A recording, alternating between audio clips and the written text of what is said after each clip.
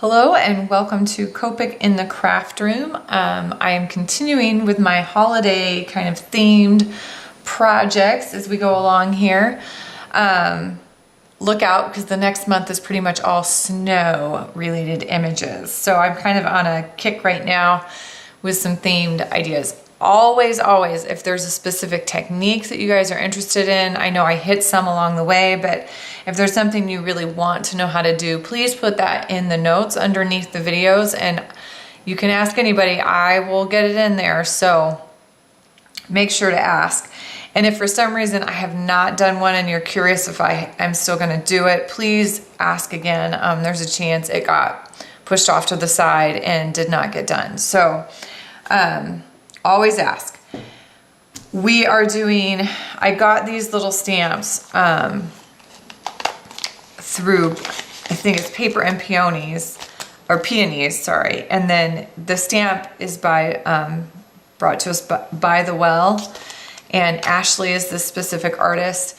This was a stamp set that came in a Christmas kit, and I was just crazy excited and immediately whipped them out and wanted to get going on them. So in the kit there was also some tags, and so I did a scene using a bunch of these little nativity images and completed it on the larger tag, and then on this smaller tag I stamped just kind of the central images. So this is not my normal Copic paper. It's pretty soft, but it is a smooth white cardstock and it actually blends extremely well. I have to watch for bleeding a little bit, but overall, on my large one, I really didn't have a whole lot of issues. I also was using colors that I knew were a little bit safer. So earth tones, some greens and blues. I wasn't attempting to use reds. I'm going to keep this one really simple. I'm not necessarily going to do a voiceover, but as always, I will have those color numbers up top. I thought it might be nice just to have some music in the background instead of me yapping the entire time I color. And this should be a little bit faster. So on this particular image, one little side note, I've curved those stamps, the acrylic stamps. So normally they are straight up and down, but I curved both the two kind of Mary and Joseph figurines, kind of curved them around the baby Jesus. So if you're looking at this and going, that's not what my stamps look like, that's because I've bent them a little bit as I stamped them on the tag. So I'll zoom in and we'll get coloring and enjoy. So I'm starting with E11 and coloring the faces of all three figures. They're so small that I'm going to tackle some bigger chunks at once, or at least some multiple pieces. E13 or E13 is next for shading. I'm assuming the majority of light is coming from that star kind of straight down the middle. So you'll notice that Mary has shading off to the right and Joseph to the left. I add RV13 onto the cheeks of the baby and smoothed it with that E11. YR24 for the hair on Mary. A little bit of YR27 to do the first flicks of shading and color in Joseph's hair. YR24 again, or 24 to do the manger. E25 is going to go in with the last flicks on Mary's hair and some shading on the manger, the wood frame, and then a little bit onto Joseph's hair. YR27 to smooth those out, kind of that middle color. And then I'm going to do Mary's dress, or the female figure's dress. B41 is going to be the lighter of the two colors.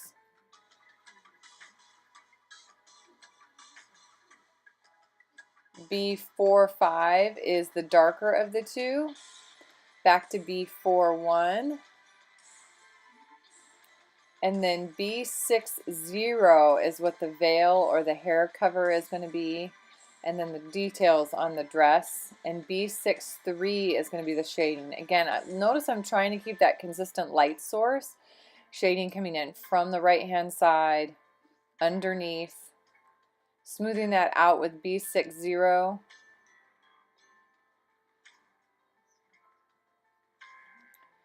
And then I am back to a Y23 for the lightest color on the wrapping of the baby, and then YR24 for just a little bit of shading, and Y23 to smooth it out, blend those colors. YG91 is going to be the base color for the male figure for Joseph. YG93 is the shading. And then of course YG91 going back to the lighter to smooth those out. I also use that YG93 for the headband that's holding his headpiece down. E43 is going to be the base color for the sash and the head piece, and E44 is adding the shading. So most of the clothing is only getting two colors, a light and a dark. E43 to smooth those out. BV23 is going to add just a little bit of shading on the skin tones. Notice I'm really not going to go back and blend these. They sit right on top. And I'm drawing a line with my E43 for that horizon line where the sky meets the earth. And I'm actually going to start with my darkest earth tone or ground color, and it's going to base right underneath the figures. So this is E47, and it's going to go right underneath the figures. So this is unusual for me. I don't usually start dark and work light, but for this ground, I am doing that, giving that a try. So give it a nice thick base coat, nice and even.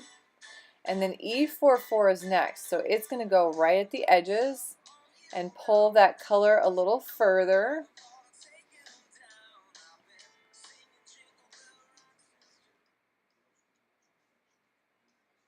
And then E43 is going to finish off the ground.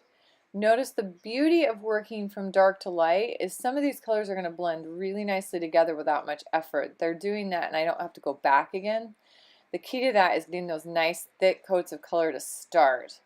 Now the colorless blender is going to go on the star first. I'm going to keep that light, but I want the edges to be fuzzy. So I added that colorless blender first, and then B16 is going to be the first sky color. It's the lightest again, going back to my traditional, and then I'm going to push out from that star with my colorless blender because I want it to look like it's glowing a little bit. B26 is next, and it's going to fill basically the rest of the sky up and overlap the B16. So it's the next color in my sky. And I've got one more color for the sky. It's going to get one step darker, but I have to slow down as I go around those figures so I don't hit any of those details, especially where this tag gets right up against those images. I definitely cut it close on size. B39 is my darkest color. You'll notice this comes in pretty far, so you're not going to see a ton of the B26. The B16 and B26 are pretty tight together. And then the B39 is most of it, but it is a dark, starry night, and so it works. That comes all the way around and in against that star shape. B16 or B16 is what I actually go back and blend with. It's going to push those colors back and smooth it out really nicely.